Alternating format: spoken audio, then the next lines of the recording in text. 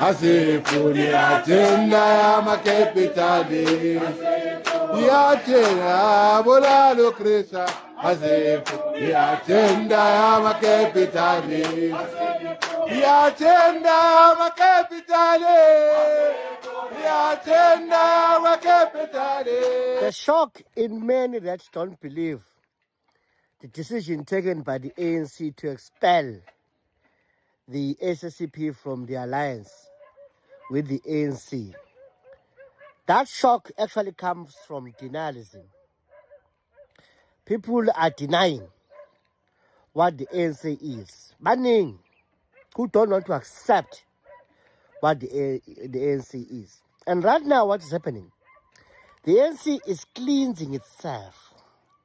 It is cleaning itself by removing all the elements that make it not look attractive to DA and the DA constituency, which is the middle class and the first class.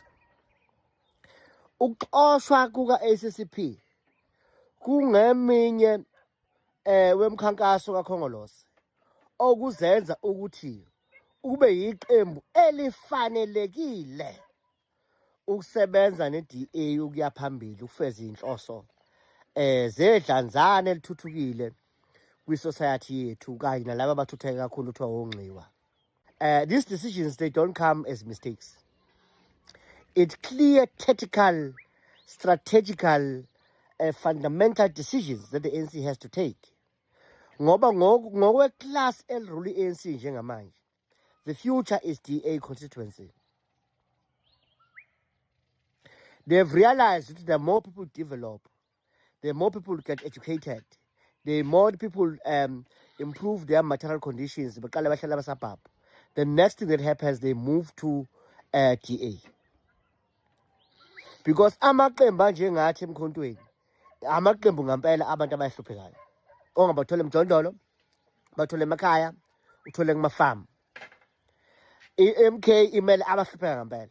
Kodwa i-class leli eselikwazi ukukhuluma ngo-investments, eselikwazi ukukhuluma ngo-business opportunities, eselikwazi ukukhuluma ngo-economic growth, can't survive being with us because it's a class that has made it. They're already friends with white people. Their kids are friends with white people. Their neighbors are white people. Whiteness is their life. So forgive them for not joining a community meeting. They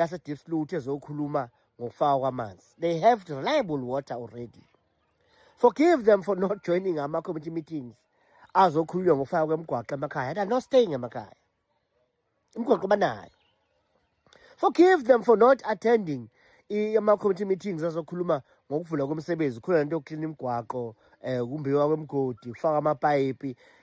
They are not living at that level of life. They're doctors, they're lawyers, they're business people.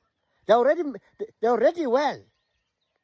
So the person who makes sense to them is a person who speaks economic growth, who speaks investment, who speaks the international level of politics, who speaks about what is called the global village, where all the learned and the well-doing converge and dwell.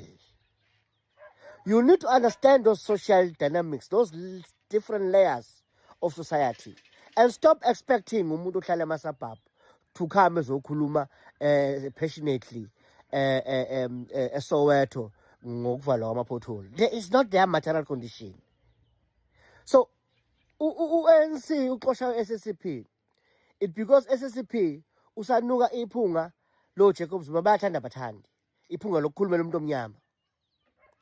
Usanuka iphunga lokuthi umcebo awunikeza abantu abahluphekayo. The middle class and top class, most of them, they don't give a damn about the poor people. They give a damn about their investments, the value of their properties. Does it increase? Does it decrease? And what is the economy doing to make it favorable for them to invest and get more economically stable? That's their language. Not the tata lapa, bega lapa kind of job. Umtholo wethu lo. Khuluma ngokuhlupheka kwabantu emjondolo, khuluma ngokungabukhona kwamanzi, khuluma ngokubukhona kwemisebenzi, khuluma ngama-sicknesses and poverty in rural farm and township communities. Umthwalo womkhonto lo. But it's no longer now umthwalo wa-ANC. Whether uyathanda noma uthandi, ngisho abaholi bakhona ngaphakathi in our private spaces, they do mention ukuthi there's nothing to hold on kwi-ANC.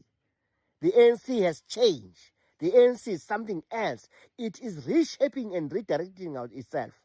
Le nto uthi abantu abaningi bacaba ukuthi hayi kwakuyimistake ambalula ukuthi athi we are not a socialist movement esho ANC. We are not a communist party esho ANC. Ukathi it's a mistake. It wasn't a mistake. You denied when Mandela made the same point many years ago. Because you wanted to perceive ANC to be a liberation movement. It is not. It is a nationalist party. The problems it have, lena yokuthi iumbaqambili ifuna accommodate all different sectors of the society, ifuna accommodate abahluphekayo abagqilaziwe nabagqilazayo in one space. That's a dichotomy which is catching up with it, and it has found a solution to it. Uthi remove all these radically left people like Zuma, like Esma Khashule, njengamanje babhizi nopanyaza lusufi naye ozama ukuba radical left. They will get rid of all those elements, including the South African Communist Party. And it's not a mistake. So some in the ANC, they are flabbergasted as to how do the leaders take these decisions. It's simply because they are suffering from denialism. That the ANC was never a liberation movement even from the beginning. Yes, they use that language to blindfold us, but now they're at the point where they've realized they're losing power. They need to cleanse themselves to be well tailor-made to fit in the in coalition government with the DA, which is radical right wing.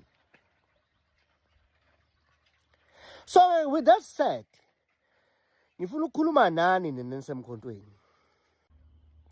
Uma sicabanga ukukhulela kwelizwe njengoba singenele emkhontweni nje, sizophenya ithuba elisha lokuthi kube yithini esiluthayo. It means we are wasting people's time. What it also means, it means one, must sathathe lezi njengomkhonto.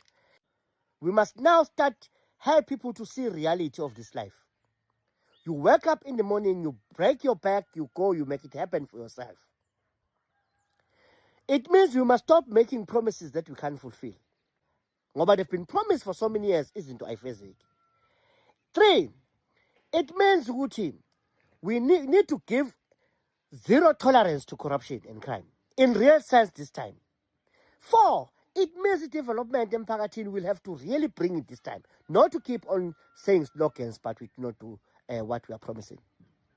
That's what it means, mkhonto. So uma ngabe ucabanga ukuthi wena nawe uyazazi isigebengu zolutha ugibeliwe khona yomkhonto. Ugibeliwe khona wrong ke mfowethu ngoba thina sizodila nawe. Ugqoke t-shirt yakithi. It is time now ukuthi umuntu omnyama wenza business alenze ngokusemthethweni. It is time now ukuthi umuntu omnyama onikwe i-contract yokukhanda umgwaqo awukhande correctly ngama-standards avunyelwe ngawo i-contract awufinish on time. It is time now ukuthi makuphuma i-project yokufakela umphakathi amanzi awangene ngokushesha lawo manzi. It's time now ukuthi amantshontsho ame completely. Umuntu anganikwa i-contract eyokwenza umsebenzi futhi awenze ngaphandle kokukhokhela anybody intshontsho. It's time yosilwe lama mafias avukayo. The business mafias that are spreading all over. We can't allow those mafias to continue.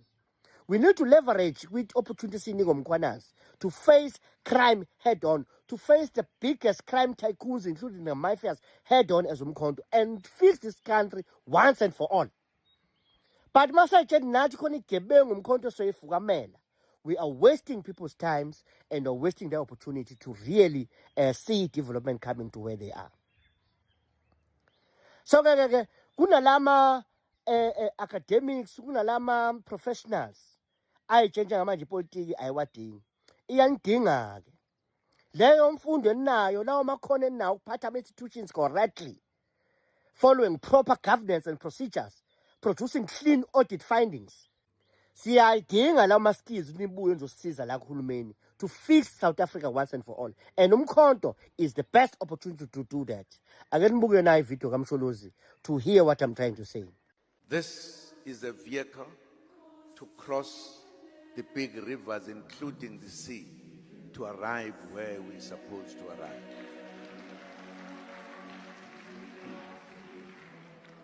We cannot miss this opportunity. It is our time, comrades. It is our time. And I'm happy that we are here. And I'm happy that we've got visitors with us. And I'm happy that comrades, the citizens, not just gradually, in their forces, they are coming to Mkondo Sizwe to solve the problem of this country.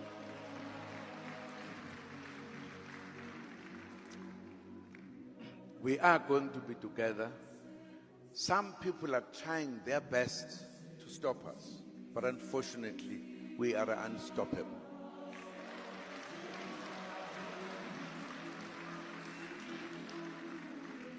We are going to rule this country and correct everything.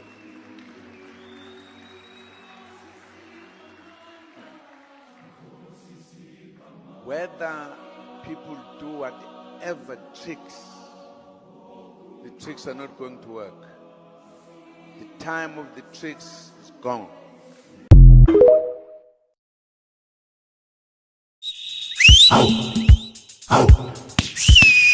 Au.